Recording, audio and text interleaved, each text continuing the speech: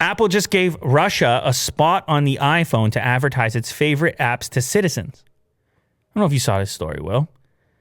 Users will see a new screen when they set up an iPhone in Russia. Oh.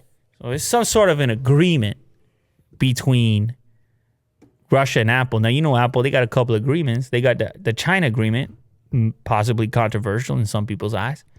Make special concessions in the markets they want to do business. Russia, one of those markets. So presumably there's a request that goes in here around a set of apps. And Apple said, okay, fine. Starting April 1st, users setting up a new iPhone in Russia will see a screen that allows them to automatically install apps that are officially sanctioned by the Russian government in compliance with Russian law. What kind of apps are we talking about here? It's a good question. I presume you're talking about all types of apps, browsers, finance, apps that the government probably has some sort of input, some sort of control over. Right. This law was passed back in 2019, and it actually requires smartphone, tablets, laptops, desktops, and smart TVs to come pre-installed with specific apps made by Russian companies. So you know how it is. This is what it is in 2021.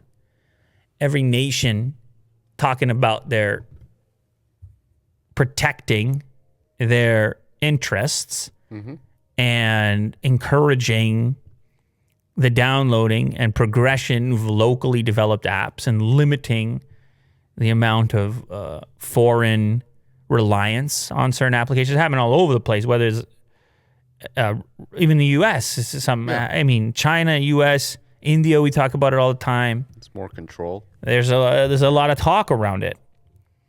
In this case, you don't have to install the apps. They won't be installed if you don't want them. But you know this, Will. Even with a suggestion page, they're going to get way more installs because that's every single person who sets the thing up.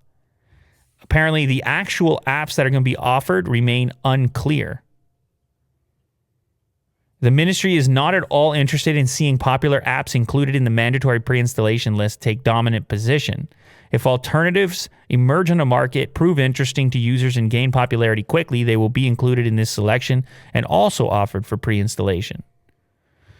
Now, this is a bit of a shift, I suppose. Apple typically has a lot of control over this, and you know how serious they are about the experience you have with their devices. They don't want to let anybody interfere with that most of the time, particularly the startup and setup part of the experience.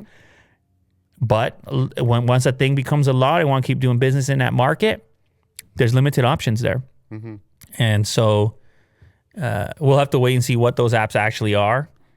But they're going to be sanctioned apps.